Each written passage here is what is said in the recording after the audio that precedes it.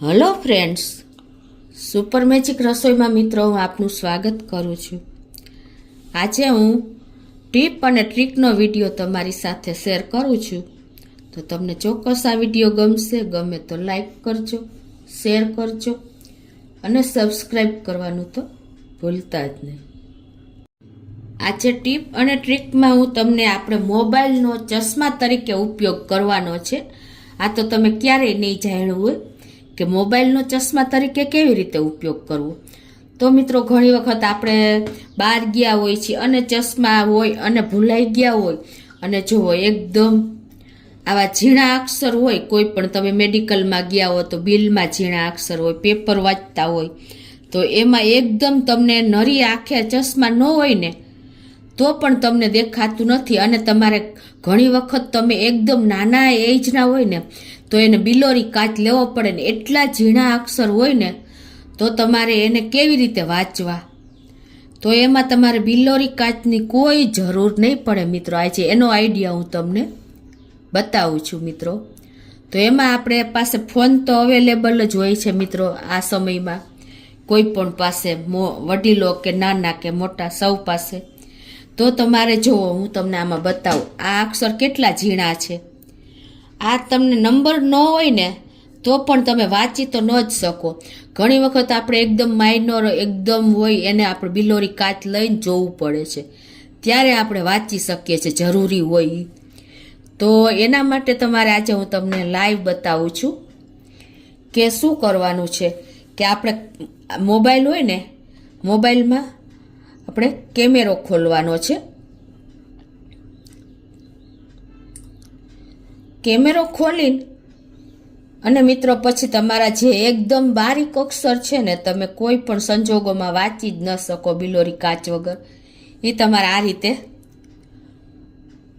મોબાઈલમાં કેમેરામાં કેચઅપ કરવાના છે. જુઓ,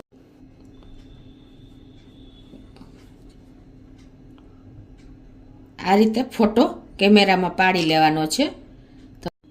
તો જુઓ મિત્રો, હવે આ ઇઝીલી તમે જો આમ ઝૂમ કરીને વાંચી શકો. ગમે એવું તમારે બારીક અક્ષર હોય ને, કોઈ બિલોરી કાચ તમારી સાથે ન હોય કે એવું, તો તમે આ રીતે મોબાઈલમાં કેમેરામાં ફોટો લઈને અને તમે ઇઝીલી તમે એનું વાંચી શકો છો અને તમારું કામ પતી જશે મિત્રો. કોઈ પણ જાતની કોઈ માણસની જરૂર નહીં પડે તમારે, ખાલી તમારી સાથે આપણે મોબાઈલ તો હોય જ છે મિત્રો. જો કેટલું ઝૂમ કરીને તમને ક્લિયર દેખાય છે, તમને ખ્યાલ આવી જતો હશે.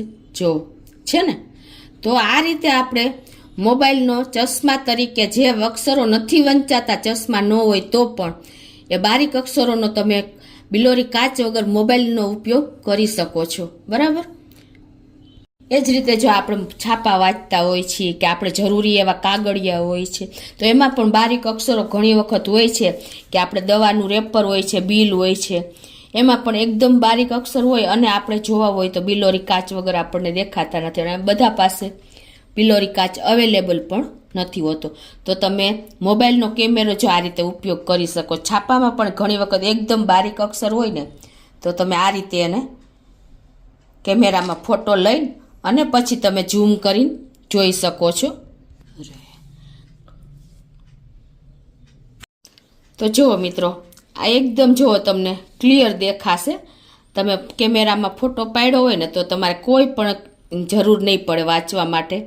ઇઝીલી તમે વાંચી શકશો. તો મિત્રો આ રીતે તમે ગમે તે જગ્યાએ હો અને તમારો મોબાઈલ સાથે હોય ને તો તમારે મોબાઈલમાં કેમેરાનો ઉપયોગ કરીને ઇઝીલી કોઈ પણની જરૂર વગર તમે અક્ષરને વાંચી શકો છો અને ચશ્માની કે કોઈની જરૂર નહીં પડે, બિલોરી કાચની કે. તો આ તમારે એક ઇઝી સોલ્યુશન છે મિત્રો. હવે મિત્રો હું તમને બીજી ટ્રીક બતાવું છું કે આપણે સેલો ટેપનો તો હાલતા ઉપયોગ થતો જ હોય છે ઘરમાં એની ટાઈમ. તો આપણે શું થાય છે કે સેલો ટેપનો છેડો ઘણી વખત મળતો જ નથી. આપણે એવી રીતે ચીપકી જાય છે ને કે ખ્યાલ જ નથી આવતો. અને ચીપકવાનું કારણ એ જ હોય છે કે આપણે અંદર જે સેલો ટેપમાં જે ગુંદર હોય છે ને એ મેલ્ટ થાય છે, એટલે ઇઝીલી સેલો ટેપ ચીપકી જાય છે અને ખ્યાલ નથી આવતો કે આમાં ક્યાં એનો છેડો હશે. એમાંય જો આવી ટ્રાન્સપરન્ટ હોય ને તમારી સેલો ટેપ તો સાવ ખ્યાલ ન આવે. તમે છેડો શોધવામાં તમારે 1-2 મિનિટ વહી જાય છે. તો શું કરવાનું મિત્રો? હવે છેડો જો આ ટ્રાન્સપરન્ટ મારી પાસે છે, હવે આમાં તમને ખ્યાલ જ નહીં આવે કે આમાં ક્યાં એનો છેડો છે. જો ખ્યાલ આવે? તો હવે તમારે શું કરવાનું કે આ સેલો ટેપને તમારે અડધી મિનિટ ફ્રીઝરમાં મૂકી દેવાની. તો આ રીતે તમારે અડધી મિનિટ ફ્રીઝરમાં મૂકી દેવાની છે. તો હવે અડધી મિનિટ થઈ ગઈ છે અને આપણે સેલો ટેપ બહાર લઈ લઈએ. કે આ રીતે જો ત્યારે દેખાતી નહોતી, જો આ એનો ભાગ સેલો ટેપનો છેડો છે ને એ ઉપસી ગયો. જો તમને ખ્યાલ આવી જતો હશે. એકદમ ઠંડી થશે ને એટલે ઓટોમેટિકી છૂટી પડીને બેવડી વળતી જશે સેજ સેજ. જો તમને ખ્યાલ આવી જાય છે ને. હવે એને તમારે શું કરવાનું છે? આ રીતે ખોલી લેવાની છે. જો ઘણી વખત આપણે શું થાય છે કે અડધી જ સેલો ટેપ નીકળે છે, વચ્ચેથી કટ થઈ જાય છે. તમે ફ્રીઝરમાં મૂકશો ને તો એ પણ પ્રોબ્લેમ નહીં આવે. જો ખુલી ગઈ ને મિત્રો ઇઝીલી, તમારે છેડો શોધવાની જરૂર પણ ન પડે. અને પછી તમારે શું કરવાનું કે જો ફ્રીઝરમાં ન મૂકવી હોય અને તમારે આ રીતે સેલો ટેપ એની ટાઈમ જોતી હોય અને છેડો તમારો આ રીતે બેવડો વારી દેવાનો. જો આમ, એટલે તમારે કોઈ પ્રોબ્લેમ નહીં આવે. જો ખ્યાલ આવે છે તમને? બેવડો વારેલ છેડો હશે ને તો ઇઝીલી તમને દેખાઈ જશે અને તમે આ રીતે આખી સેલો ટેપ ખોલી શકશો. જો આખી ખુલે છે. ખ્યાલ આવી ગયો? તો મિત્રો આ તમને એક ઇઝી જ મેં ટ્રીક બતાવી કે સેલો ટેપ તમારે છેડો શોધવાની જરૂર નહીં પડે, ફાફા નહીં મારવા પડે. ઇઝીલી તમે સેલો ટેપને ખોલી શકશો કોઈ પણ જાતની ઝંઝટ વગર. તમારે અડધી મિનિટ ખાલી ફ્રીઝરમાં મૂકી દેવાની છે. અને બીજો મેં તમને રસ્તો બતાવ્યો કે આ રીતે તમારે કોર્નર ખોલ્યા પછી બેવડો વાર દેવાનો, તો પણ તમારે ફ્રીઝરમાં મૂકવાની પણ જરૂર નહીં પડે. જો છે ને ઇઝી ટ્રીક. તો મિત્રો આજે મેં તમને 2 ટ્રીક બતાવી અને બંને ઉપયોગી જ છે. આપણે હાલતા એનો ઉપયોગ કરવાનો જ થતો હોય છે.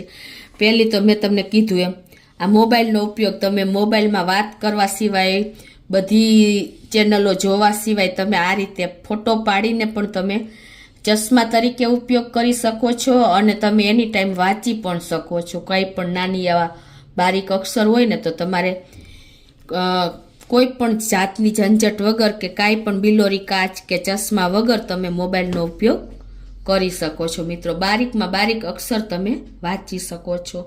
અને એ જ રીતે આપણે સેલો ટેપનું પણ મેં તમને સમજાવ્યું કે તમારે સેલો ટેપનો છેડો ખોલવામાં ઘણી વખત આપણને ગુસ્સો આવી જાય છે, કંટાળો આવે છે, ઝંઝટ વધી જાય છે. તો તમે આ ફ્રીઝરમાં મૂકી દેશો તો ઇઝીલી તમારે સેલો ટેપ નીકળી જશે મિત્રો, ખોલી શકશો. તો આ બંને ટીપ તમને ઉપયોગી થશે મિત્રો. તમને ગમે ને તો લાઈક કરજો, શેર કરજો અને સબસ્ક્રાઈબ કરવાનું તો ભૂલતા જ નહીં.